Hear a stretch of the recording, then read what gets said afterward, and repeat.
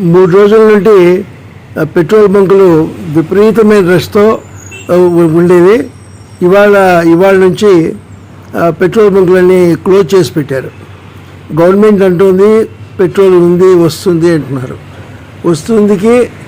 వచ్చేదానికి ఈ గ్యాప్లో పెట్రోల్ అవైలబిలిటీ తగ్గిపోయింది. మరి చిన్న ఉద్యోగస్తులు కానీ ఇంకోళ్ళు కానీ 2 వీలర్స్ 4 వీలర్స్ వీళ్ళ ఆఫీసులకు పోవాలన్న అన్నిటికీ చాలా సమస్య అయిపోయింది.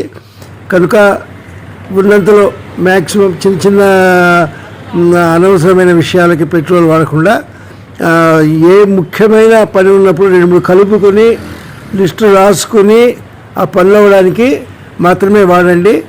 ఇంకా ఇటువంటి పరిస్థితి ఇంకా కొద్ది రోజులు జరిగే అవకాశం ఉంది. కనుక జాగ్రత్తలు తీసుకుంటారని భావిస్తున్నాను.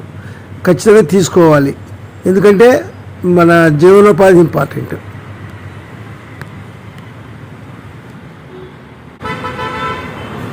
పెట్రోల్ బంకులని మూసేశారు. పొద్దున్న నుంచి రష్ ఉందిట. ఇవాళ మార్నింగ్ నేను అనుకోకుండా ఫుల్ ట్యాంక్ తీసుకున్నాను.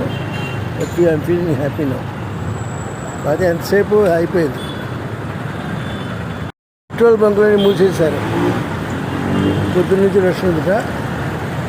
ఇవాళ మార్నింగ్ నేను అనుకోకుండా ఫుల్ ట్యాంక్ తీసుకున్నాను. I'm feeling happy now. అదే ఎంతసేపు అయిపోయింది.